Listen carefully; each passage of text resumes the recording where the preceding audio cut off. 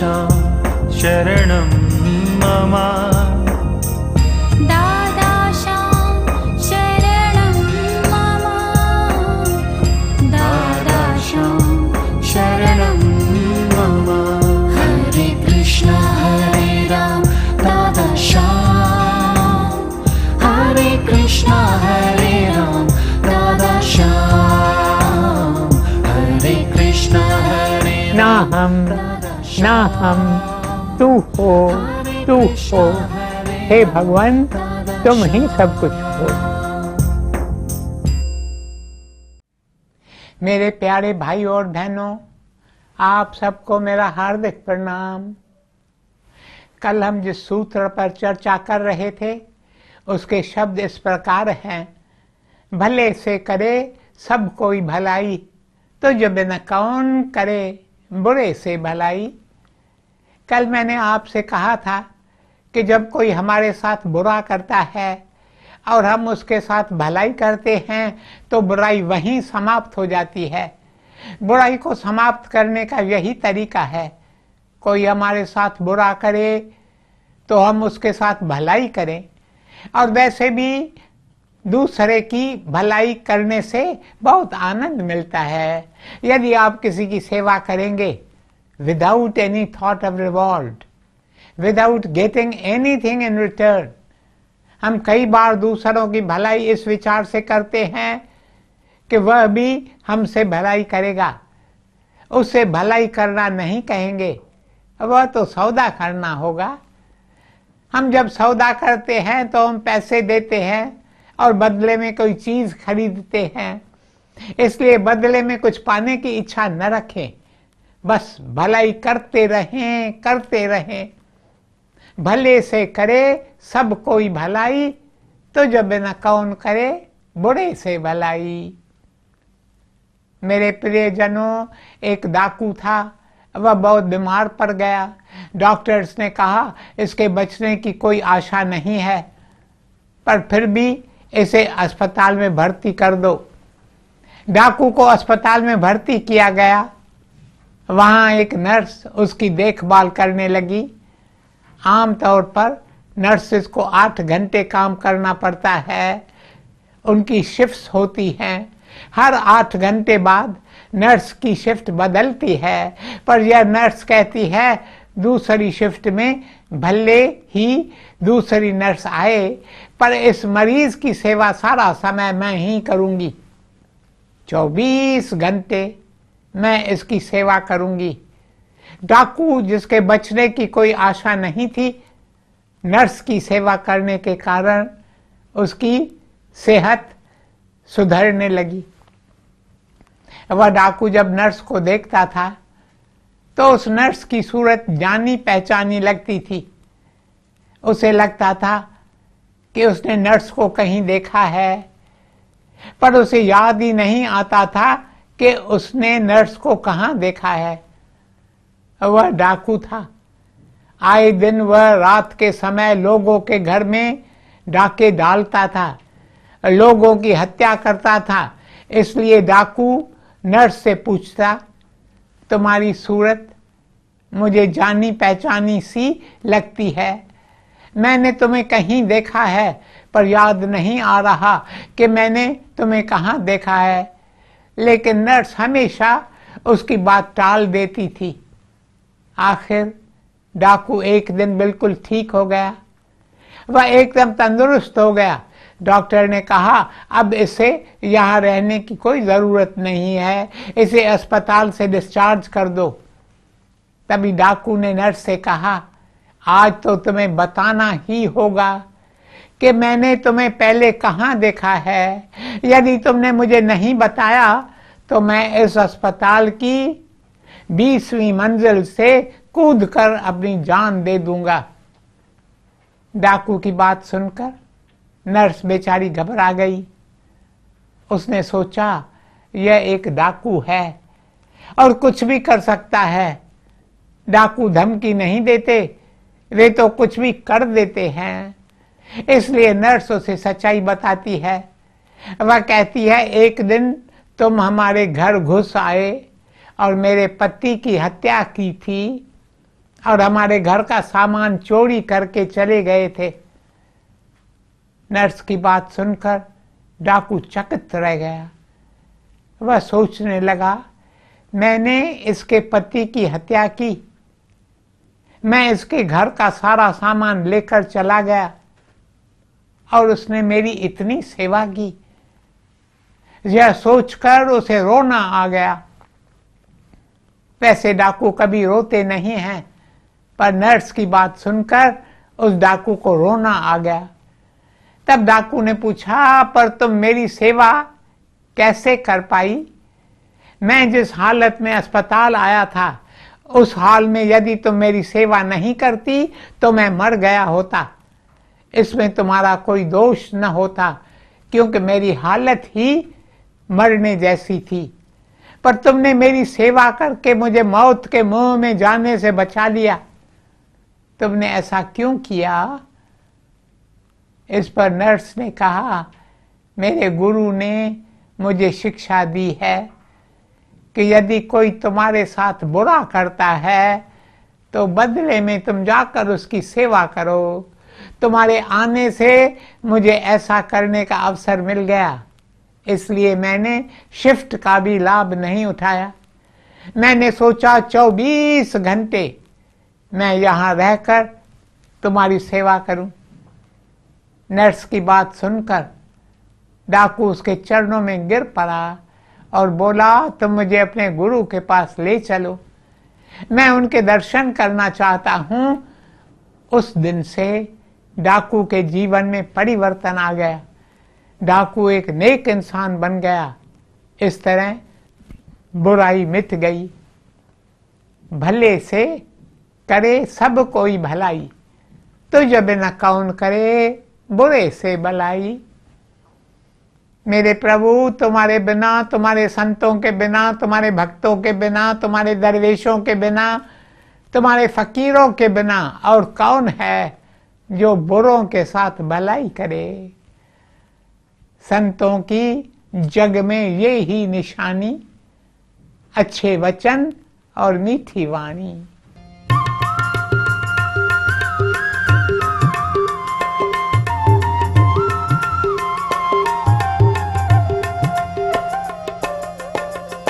संतों की जग में है ये ही निशानी, अच्छे वचन और मीठी हो वाणी।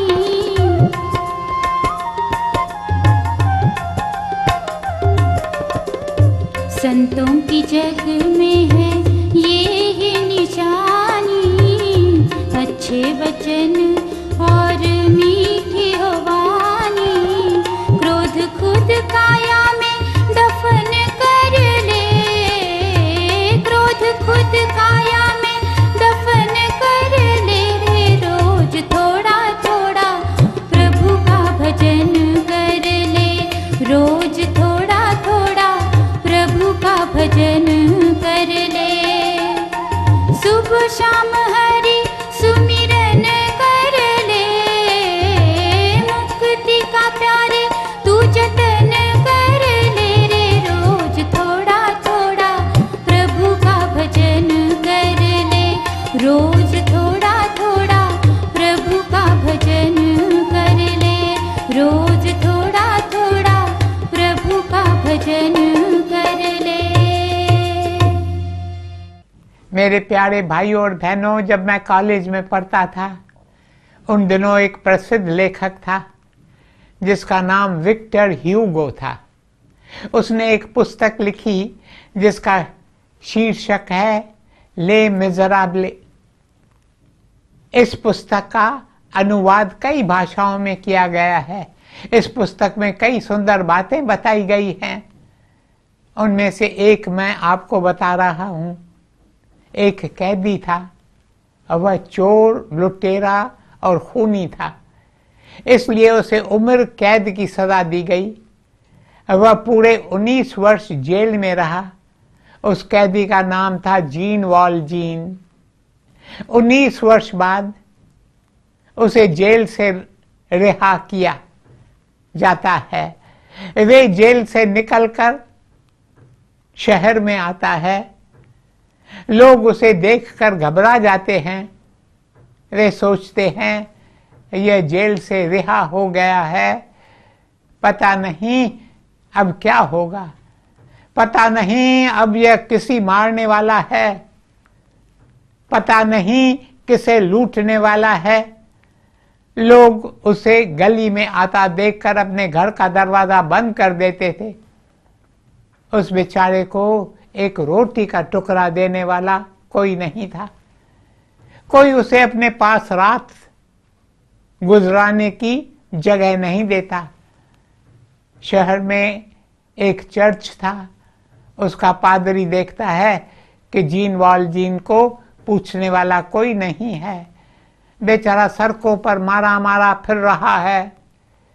वे उसे कहते हैं, मेरे प्रिय तुम आओ और चर्च में मेरे साथ आकर रहो, मैं तुम्हें खाना पीना दूंगा, तुम्हारी देखभाल करूंगा, तुम भी मेरे प्रभु श्री ईशा का रूप हो। प्यार ही श्यामा कृष्ण मुरारी।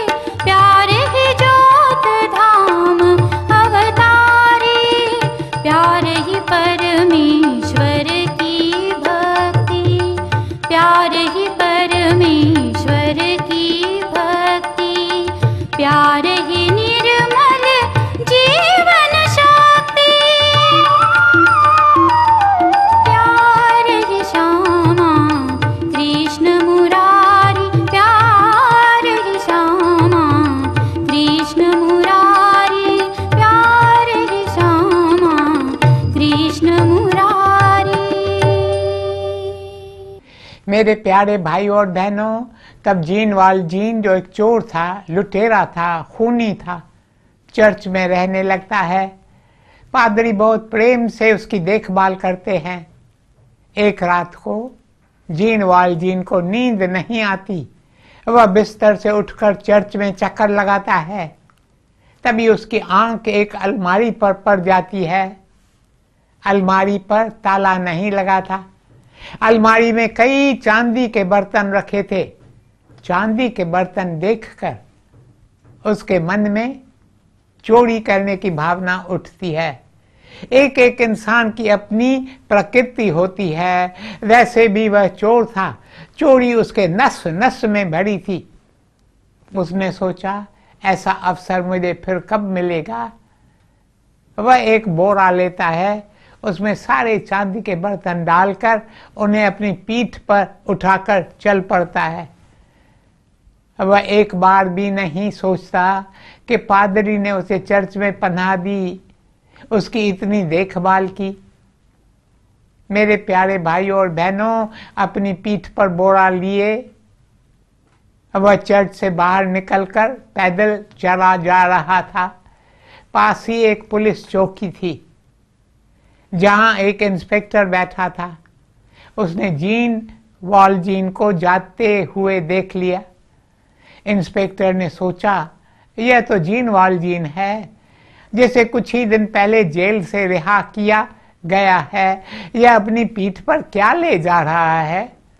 यह सोचकर इंस्पेक्टर ने उसका पीछा किया और उसे पकड़कर कहा, इस बोरी को खोलो, मैं देखना चाहता हूं कि इसमें क्या है। जीन वालजीन बोरा खोलता है। बोरे से चांदी के बर्तन निकलते हैं। एक एक बर्तन पर चर्च का नाम लिखा था। इंस्पेक्टर तुरंत उसे जेल में बंद कर देता है। जब सुबह होती है तो इंस्पेक्टर उसे चर्च के पादरी के पास ले जाता है और कहता है, सर, ये आपके चर्च के चांदी के बर्तन चोरी करके भाग रहा था। मैंने इसे रंगे हाथों पकड़ लिया है। आप इस बात की पुष्टि कीजिए तो हम इसे अदालत में पेश करें। मेरे प्यारे भाई और बहनों, पादरी ने जीन वालजीन की ओर प्यार भरी निगाहों से देखा और फिर इंस्पेक्टर से कहा, मैंने ये सारे बर्तन स्वयं इसे दिए हैं। ये मोमबत्ती के स्टैंड भी मैंने इसे दिए थे। फिर जीन वालजीन की ओर देखकर कहा, मेरे प्रिय, तुम इन्हें क्यों छोड़ गए? ये भी तुम्हारे हैं। जब चोर यह सब देखता है तो हैरान रह जाता है। उसे अपने जीवन में ऐसा प्यार कभी नहीं मिला था। उसे अपने किए पर शर्मिंदगी महसूस होती है। वह पादरी के चरणों में गिरकर कहता है, आप मुझे क्षमा करें, आप मुझे क्षमा करें, आप मुझे क्षमा करें। मैं आपको वचन देता हूं, आज से मैं कभी चोरी नहीं करूंगा। आज से मैं आपका दास बनकर रहूंगा, आपकी आज्ञा में चलूंगा। देखिए प्यार में कितनी शक्ति है। If there is one power on earth that can bring about transformation in the life of another, it is this power of love. प्यार प्यार प्यार किसी के भी जीवन में परिवर्तन ला सकता है और इस प्यार का रूप है भलाई करना, भलाई करना। मेरे प्रियजनों, मैं इंडोनेशिया में था। वहां जिसके यहाँ मैं ठहरा हुआ था, उसने मुझसे कहा, एक आदमी है, वह मारा मारा फिर रहा था, कोई भी उसे नौकरी नहीं दे रहा था। मैंने उसने अपने पास नौकरी पर रख दिया। वह 2-3 महीने मेरे पास अच्छी तरह काम करता है और उसके बाद वह मुझे ब्लैकमेल करने की कोशिश करता है। मेरे प्यारे भाई और बहनों, वहाँ इंडोनेशिया में अकाउंट्स शायद बराबर नहीं रखे जाते हैं। मुझे इसकी पूरी जानकारी नहीं है, पर वह आदमी मेरे मेजबान को ब्लैकमेल करता था। वह कहता, यदि तुमने मुझे इतने रुपए नहीं दिए तो मैं तुम्हारे अकाउंट्स के बारे में सब जानता हूँ। मैं इनकम टैक्स डिपार्टमेंट को जाकर तुम्हारी असलियत बता दूंगा। मेजबान ने कहा, तब मैं उसे नौकरी से निकाल देता हूँ। वह फिर से बेरोजगार हो जाता है, कोई उसे नौकरी नहीं देता, वह भूखा मरने लगता है। तब मेरे पास आकर माफ़ी मांगता है, मैं उसे माफ़ कर देता हूँ और नौकरी पर रख लेता हूँ। फिर 2-4 महीने गुजरे नहीं कि वे मुझे फिर से ब्लैकमेल करने लगता है। इस तरह 5 बार मैंने उसे माफ़ी दी है। अब वह 6ठी बार मुझसे माफ़ी मांगने आया है। आप बताइए, मैं उसे कितनी बार माफ़ करूं? मैंने कहा, देखो, यदि जब तुम मुझसे पूछ रहे हो तो मैं यही कहूँगा कि तुम उसे माफ़ कर दो। वैसे बोलना बहुत आसान है, पर यह बात है बहुत कठिन। एक बार एक संत से पूछा गया, how many times shall we forgive? Shall we forgive 7 times? संत ने कहा, no, you should forgive 70 times 7 times. 70 को 7 से गुना करो, अर्थात 490 बार। इसका मतलब है कि तुम क्षमा करते रहो, करते रहो, करते रहो। That means keep on forgiving, without counting the number of times. मेरे प्यारे भाई और बहनों, एक महिला मेरे पास आई और मुंह बनाकर बोली, मैं अपने दामाद का मुंह कभी नहीं देखूंगी। इस पर मैंने पूछा क्यों? तब उसने कहा, मैं जब अपनी बेटी के यहाँ गई तो मेरे दामाद ने मेरा आदर नहीं किया, अब मैं उसकी शक्ल कभी नहीं देखूंगी। देखिए, यह काम हर कोई कर सकता है, यह तो संसार का दस्तूर है। पर हम जो सत्संग में आते हैं, हम जो भगवान का गुणगान करते हैं, थोड़ा बहुत उनका नाम जपते हैं, हमारे लिए दूसरा रास्ता है। वह रास्ता है बुरे के साथ भलाई करना। किसी ने मेरे साथ बुरा बर्ताव किया, बदले में मैंने भी उसे डांट दिया। यह बहुत आसान काम है, पर ऐसा करने से बुराई बढ़ती रहती है। यदि हम चाहते हैं कि संसार से बुराई कम हो जाए, तो बुराई का जवाब हम भलाई से दें और अपना जीवन सफल करें, सफल करें, सफल करें। ओम शांति शांति शांति।